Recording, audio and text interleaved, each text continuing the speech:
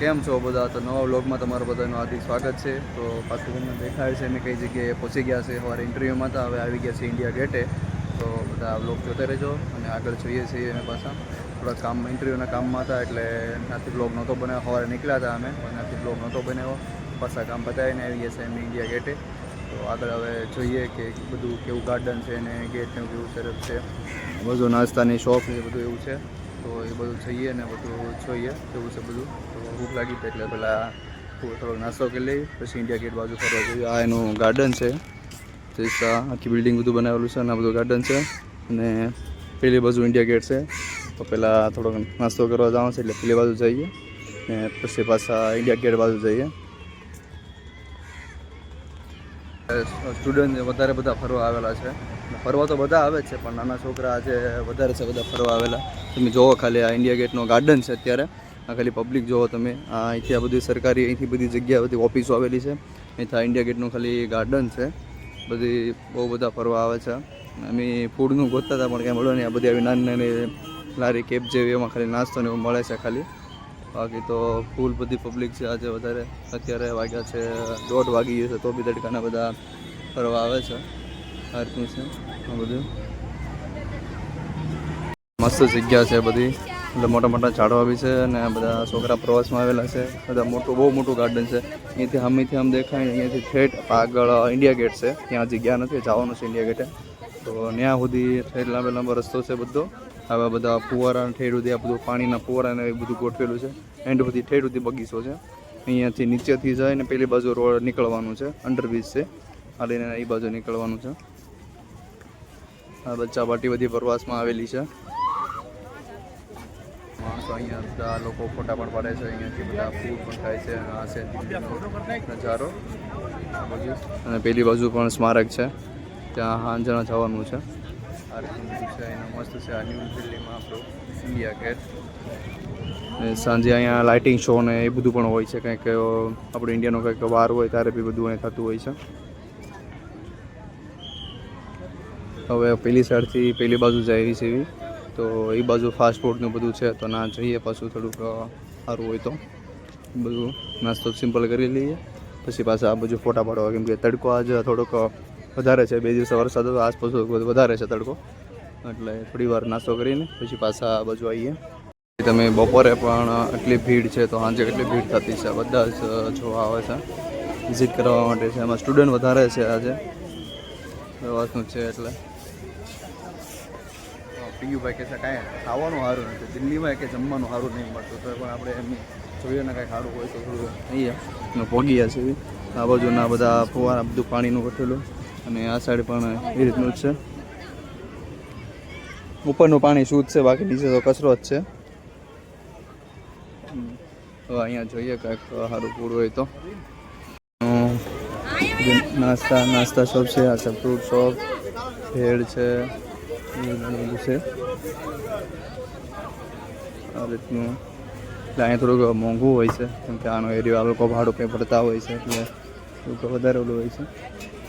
જો બી પૂછશે હું રેટ છે એ કરી દીધો છે. પીયુને મેં છોલે કુલચે ખાધો છે. દિલ્હીના ફેમસ છે છોલે કુલચે.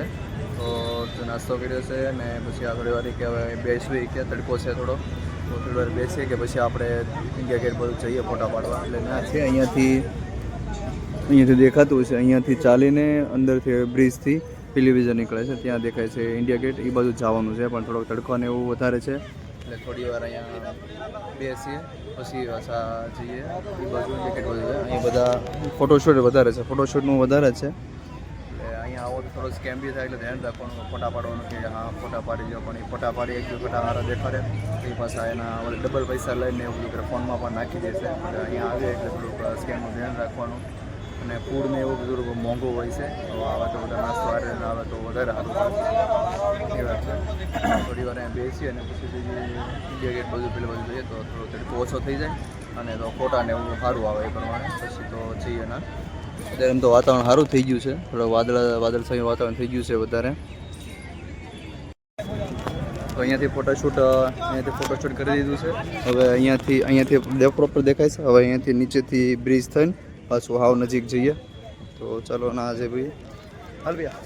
તો તો હવે અહીંયાથી પાછા અહીંયાથી જઈને પેલી બાજુથી જઈએ છીએ. અહીંયાથી તો ફોટોશૂટ થઈ ગયા છે. થોડો અત્યારે પાછો તડકો થઈ ગયો છે બપોરના ઓલામાં. અહીંયાથી નીચે બનાવેલું છે અંડરબ્રિજ છે. આ બાજુથી પેલી સાઈડ પ્રોપર નજીક ઇન્ડિયા ગેટની નજીક નીકળશે. તો જઈએ આપણે અંદરથી. આ રીતનું બનાવેલું છે અંદર. ઉપર રસ્તો છે અને નીચે બ્રિજ છે, અંડરબ્રિજ છે. હા છે અંડરબ્રિજ. હવે થોડુંક જ હાલવાનું છે, દાદા પહોંચી જશે ઉપર. તો નજીકથી કેવો ઇન્ડિયા ગેટ દેખાય છે. યુવી ફર્સ્ટ ટાઈમ શું યુવી ફર્સ્ટ ટાઈમ છે અને તમે બધા પણ જોશો. તો આવી ગયા છો જોવા માટે, અહીંયા દિલ્હીની વિઝિટ કરવા માટે આવ્યા છે તો ઇન્ડિયા ગેટ આવ્યા છે. બાકી તો બધા ફર્સ્ટ ટાઈમ જ જોતા હશે. આ છે બચ્ચા પાર્ટી. ઓલા તો નેપાળી જેવા લાગે છે બધા. તો નેપાળી જેવો લાગે પિયા બધા બચ્ચા પાર્ટી તો. હા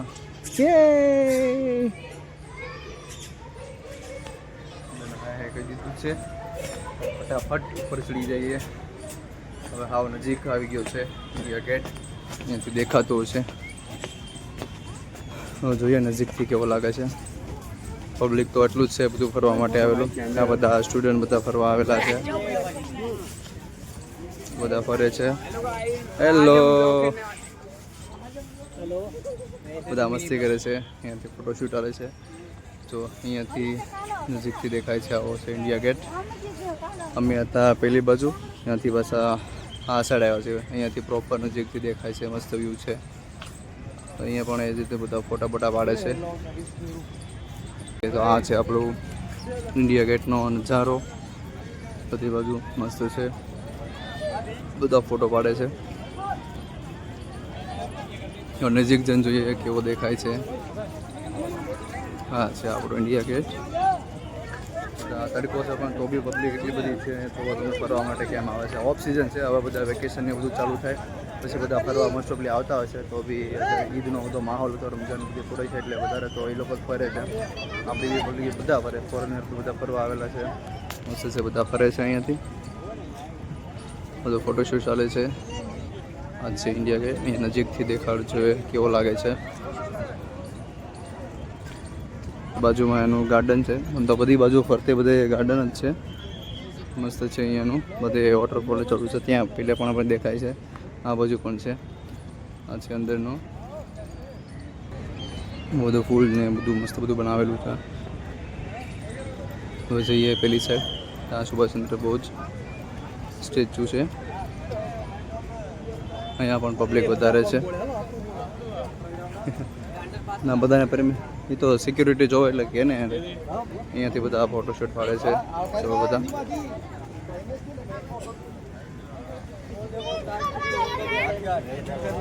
પબ્લિક તો એટલું જ છે બધે. અહીંયા સારું છે. અહીંયા ફોટા સારા આવે છે કેમ કે સિંહો છે એટલા માટે. તો બધા અહીંયા ફોટોશૂટ કરે છે. આરામ સ્ટેચ્યુ છે સુભાષચંદ્ર બોઝનું. કેવો દેખાય છે અહીંયાથી. બહુ બધી પબ્લિક છે. બધા ફોટા પાડે છે. આ રીતનું દેખાય છે. આખા કેમેરા ફોનમાં પણ નથી આવતો. ત્યાં એ બાજુ મૂર્તિ છે. આપણે જોઈએ સ્ટેચ્યુ કેવું લાગે છે. નથી બધે આમ તો બધા ફોટોશૂટ માટે કરવા જ આવે છે. એમ જોવે મૂર્તિ જોઈએ કે બધું કેવું છે. તો કોઈ બી ન જોતા હોય એટલે ફોટોશૂટ કરવાનો પછી બધું જોવાનું. નોર્મલી બધું એવું જ હોય છે. તો પહેલાં જોઈએ આપણે નજીકથી. ફરતે ગાર્ડન બનાવેલું છે અને બસમાં સુભાષચંદ્ર બોઝનું સ્ટેચ્યુ છે. આ છે આજુબાજુનો બગીચો. અહીંયા પણ ઠંડુ વાતાવરણ છે. અહીંયા ઠંડો પવન ને બધું આવે છે. આ છે સુભાષચંદ્ર બોઝનું સ્ટેચ્યુ. ઝૂમિંગ કરીને જોઈ લઈએ. અહીંયાથી પાછો ઇન્ડિયા ગેટ કેવો દેખાય છે. તો ત્યાં છે આપણો ઇન્ડિયા ગેટ. અહીંયાથી જોઈ લઈએ છીએ નજીકથી ઇન્ડિયા ગેટ. હવે જઈએ પેલી બાજુ. ચાલો ભૈયા. હવે હું પેલી બાજુ વોટરફોલ બાજુ જઈએ છીએ. ફુવારા જેવું છે મસ્ત મસ્ત.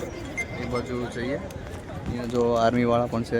2 આર્મી ગાર્ડ છે અહીંયા.